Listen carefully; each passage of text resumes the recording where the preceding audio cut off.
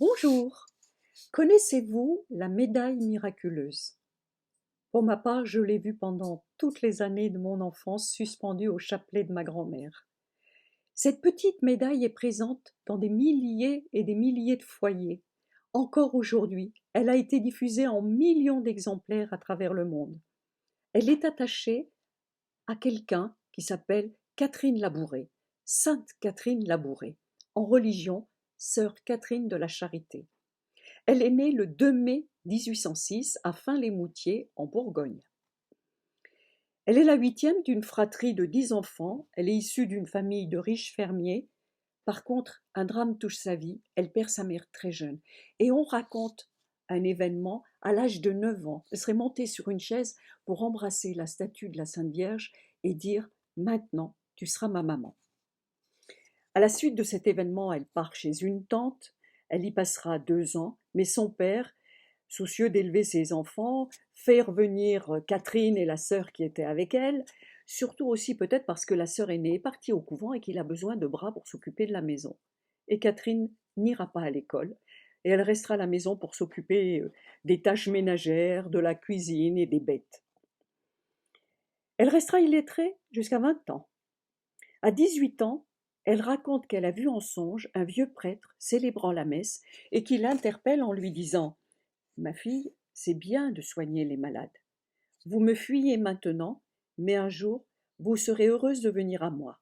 Dieu a ses desseins sur vous, ne l'oubliez pas. » À ce moment-là, une cousine de Catherine se propose de la prendre avec elle dans un pensionnat réputé à Châtillon-sur-Seine, et c'est là que Catherine va apprendre à lire et à écrire.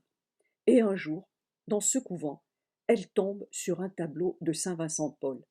Et la surprise, elle reconnaît le prêtre qu'elle avait vu en songe. Sa décision est prise, elle va devenir religieuse. Elle est âgée de 24 ans quand elle entre chez les Filles de la Charité, une congrégation féminine au service des malades et des pauvres, qui est située rue du Bac à Paris dans le 7e arrondissement. Quelques mois après, pendant son noviciat, elle va avoir 3 apparitions de la Vierge. C'est au cours de la deuxième, en novembre 1830, que Marie lui révèle la médaille et qu'elle lui demande de la faire frapper. Catherine voit apparaître 2 tableaux qui seront les 2 faces de la médaille. Elle n'en parle qu'à son confesseur et à sa mère supérieure, et c'est son confesseur qui va décider de faire frapper la médaille. En 1832 a lieu la première distribution des médailles par les Sœurs de la Charité. À cette époque, Paris est touché par une violente épidémie de choléra qui va faire plus de 20 000 morts. Ces médailles guériront certaines personnes du choléra et elles seront vraiment à l'origine de diverses grâces de protection et de conversion. Dès lors, les Parisiens vont considérer cette petite médaille comme miraculeuse. Pendant que la médaille se répand dans le monde entier, Catherine reste d'une très grande discrétion et elle continue de vivre jusqu'à la fin de sa vie, une vie consacrée aux malades et aux pauvres. Et elle restera très silencieuse sur les apparitions. Cette petite médaille, que vous avez sûrement vue, à quoi ressemble-t-elle? Sur une face, la Vierge se tient debout sur un globe, écrasant du pied un serpent. Et elle porte à ses doigts des anneaux de différentes couleurs, d'où jaillissent des rayons de lumière sur le globe.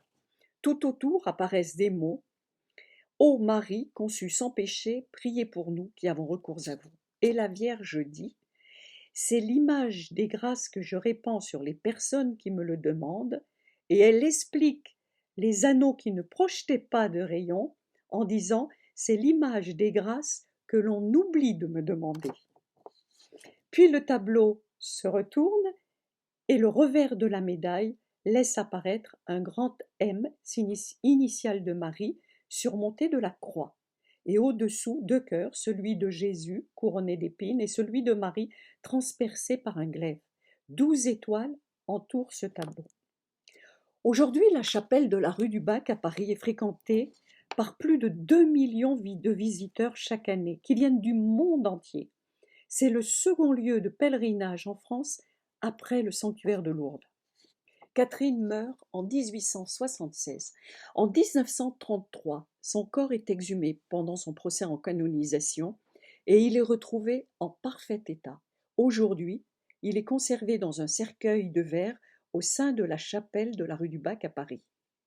Catherine sera canonisée en 1947 par le pape Pie XII. J'ai la chance d'être allée plusieurs fois dans cette très très belle chapelle à Paris. Je peux témoigner que c'est un lieu exceptionnel, empli d'une très grande sérénité, et cela malgré les très nombreux visiteurs. En effet, la chapelle ne désemplit pas. On compte en moyenne entre 5000 et 6000 visiteurs ou pèlerins par jour. Alors on se pousse sur les bancs pour offrir avec le sourire une place aux nouvel arrivants.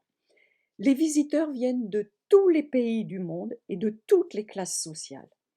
Certains sont croyants, d'autres pas. Et signe de l'universalité des visiteurs, les dépliants sont traduits en 22 langues. Les messes sont célébrées et se suivent, célébrées dans des langues du monde entier.